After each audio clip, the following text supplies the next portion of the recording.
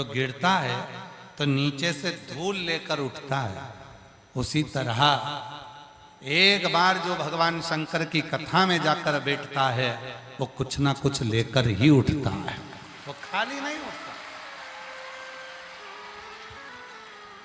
बोल बम का नारा है, श्री शिवाय। वो आया है तो कुछ ना कुछ उसको मिले, कुछ ना कुछ उसको प्राप्त होगा, ये निश्चित है। पर वो छूटे ना, उसकी भक्ति ना छूटे, उसका भजन ना छूटे, उसका स्मरण ना छूटे, उसका कीर्तन ना छूटे, उसका मंत्र जाप ना छूटे, उसका नाम जाप ना छूटे, उसका स्मरण ना छूटे।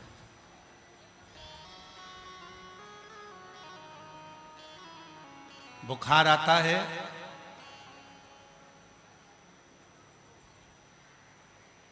पेट दुखता है, सिर दुखता है, शरीर में रोग आता है, सबसे पहले भगवान का मंदिर छूटता है।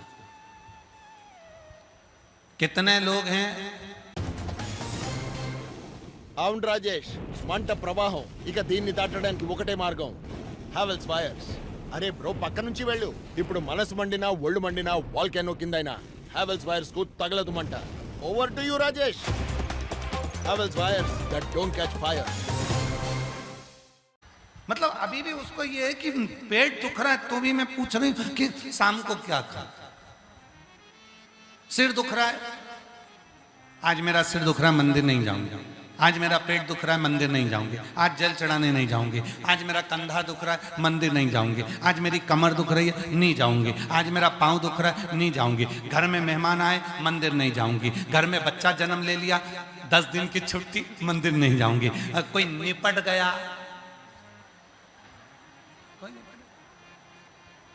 मंदिर नहीं जाऊंगी। जन्म लिया तो मंदिर छूटा, मरा तो मंदिर छूटा, बीमार हुआ तो मंदिर छूटा, मेहमान आए तो मंदिर छूटा, कहीं गई तो मंदिर छूटा। अब विचार करिए, इतने समय में जन्म लिया बच्चा तो खाना छूटा किसी का? बोलते जाओ, जम के बोलो जरा, रांची वाले, छूटा नहीं। कोई निपटा तो खाना छूटा। आग लगा के आए, घर में पूरी सब्जी खाए, पड़ोसी बना के लाया, खाओ खाओ खाओ खाओ, सब खाए।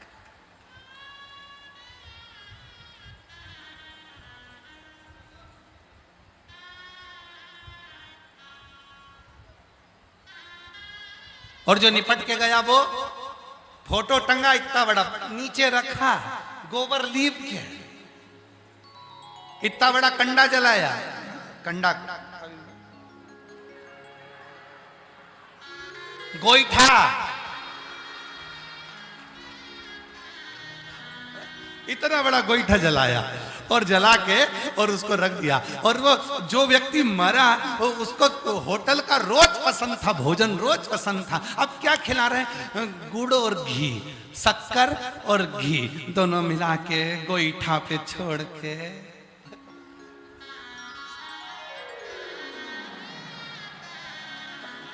गोईठा पे छोड़। जन्म लिया बच्चा तो भोजन नहीं छूटा, कोई गया तो भोजन नहीं छूटा। जरा विचार करो, कथा कितने दिन की है? 7 दिन। ब्रज में जो गोवर्धन पर्वत है जिसकी लोग परिक्रमा करते हैं वो कितने कोस का है? 7 कोस। भगवान कृष्ण ने उस पर्वत को कितने दिन तक उठाया था? 7 दिन। भगवान कृष्ण ने जब पर्वत उठाया था तो उनकी उम्र कितनी थी? 7 वर्ष। दिन कितने होते हैं? रविवार, सोमवार, मंगल, बुध, गुरु, शुक्र और शनि। कितने? 7। आपका और हमारा जन्म कितने दिन में हुआ? 7 दिन में। कोई रविवार को, कोई सोमवार को, कोई मंगल को, कोई बुध को, इन्हीं 7 दिन में सब पैदा हुए। मरोगे कितने दिन में? यही 7। शिव पुराण कितने दिन की? 7। और वही 7 दिन जीवन के मिले। रविवार को जन्म हुआ, सोमवार को बड़े हुए, मंगलवार को ब्याह हुआ, बुधवार को बच्चे हुए, गुरुवार को बीमार पड़े, शुक्रवार को हॉस्पिटल गए, शनिवार को निपट गए। 7 दिन पूरे हो गए। 7 दिन ऐसी।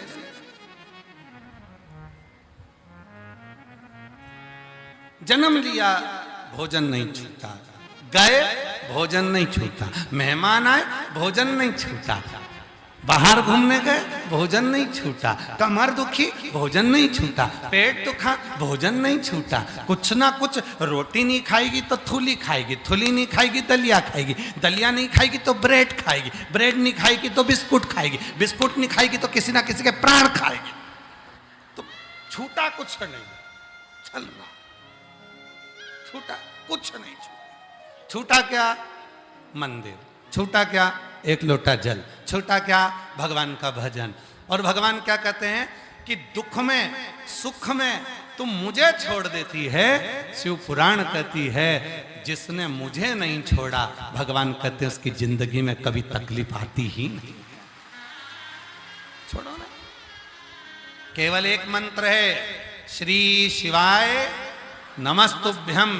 जो किसी भी अवस्था में, घर में बच्चा जन्म ले तो भी इस मंत्र को जप सकते हैं, कोई चला गया तो भी मंत्र को जप सकते हैं, रजस्वला धर्म आ गया, नारी 5 दिन तक घर में काम नहीं करती, उस समय पर भी मंत्र को जप सकती है। एक मंत्र है, जब जन्म में, मरण में, परण में, जाते आते खाते पीते रहते, कहीं पर भी घूमते फिरते, जहां मर्जी पड़ जाए, जिस जगह मर्जी पड़ जाए, हॉस्पिटल में चाहे तुम्हारी मर्जी पड़े, गाड़ी में चाहे तुम्हारी मर्जी पड़े, जहां इस मंत्र का उच्चारण करा जा सकता है। और जितना मंत्र का उच्चारण करोगे उस समय पर मेरा शिव तुम्हारे ऊपर करुणा करना प्रारंभ कर देता है। ये वो मंत्र है, श्री शिवाय नमस्ते।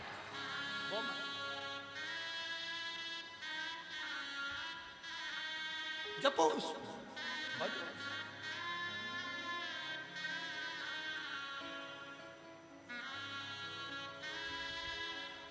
जिसने जपा उसको सुख मिला, उसको आनंद की अनुभूति हुई। पर हम उस लक्ष्य तक नहीं पहुंचते। जैसे एक माँ अपने बेटे से कहती है, बेटा पढ़ ले, पढ़ो पढ़ो पढ़ो पढ़ो। आप भी कहती होगी बच्चों को, पढ़ो पढ़ो पढ़ो। हामंड का एक नया फायदा बताऊं, ये तुम्हें यहां बैठ के मैच दिखा सकता है। कैसे? ऐसे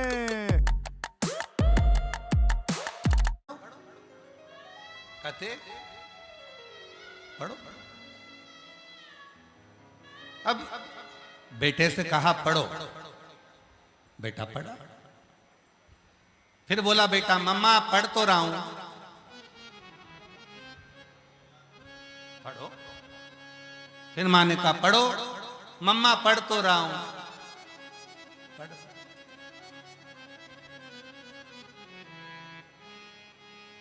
और एक दिन मम्मी ने पूछ लिया, होते हैं कई लोग माला पकड़े हैं बैठे हैं,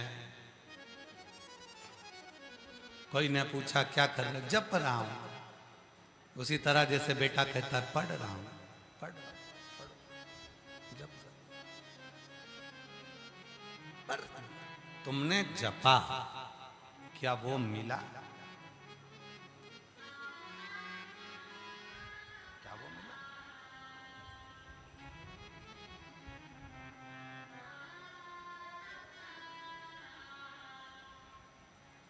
कपड़े बदल लिए, वो मिला?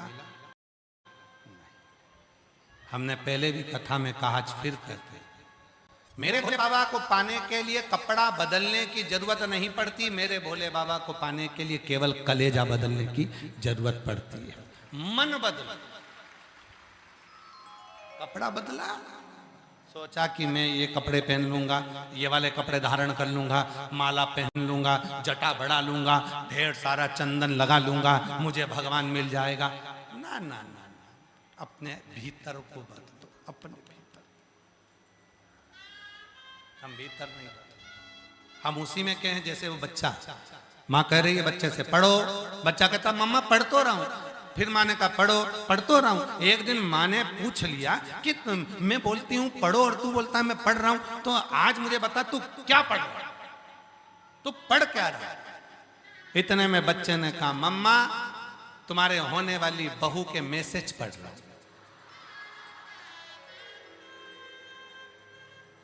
मम्मी ने उठाई चप्पल और जो धोना चालू कर कि मैं तुझे पढ़ाई की बात कर रहा हूं और तू मैसेज की बात कर रहा है। बस यही जीवन है। हम माला तो पकड़ें, हम कलर तो चेंज करें, हम कपड़े तो चेंज करें, हमने बाल तो बनाए, हमने चंदन तो लगाया है, हमने माला तो पहनी है, पर अपने मन को परमात्मा तक नहीं लगा पाए। अभी भी हम वही मैसेज पढ़ने में लगे हुए हैं, अभी भी हमारे चित्त को हम घुमाने में लगे हुए हैं, अभी भी हम हमारे चित्त को कहीं ना कहीं भरमाने में लगे हुए हैं, पर उस परमात्मा को पढ़ नहीं पा रहे, हम उस परमात्मा को जान नहीं पा रहे, हम उस शिव तत्व को जान नहीं पा रहे, हम राम और कृष्ण को जान नहीं पा रहे, हम भगवान की अविरल भक्ति को पहचान नहीं पा रहे। और शिव पुराण कहती है, जिस दिन तुमने उस शिवलिंग के प्रति, भगवान के प्रति विश्वास को दृढ़ कर लिया, उस दिन तुम्हें परमात्मा को ढूंढने जाने की जरूरत नहीं पड़ेगी। परमात्मा तुम्हें ढूंढने के लिए आएगा, तुम्हें कहीं नहीं जाना, भगवान तुम्हें ढूंढने।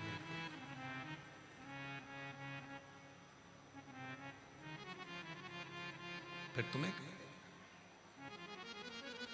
और मेरे भोले तेरा सहारा है, मेरे भोले तेरा सहारा है, मेरी नैया का तू किनारा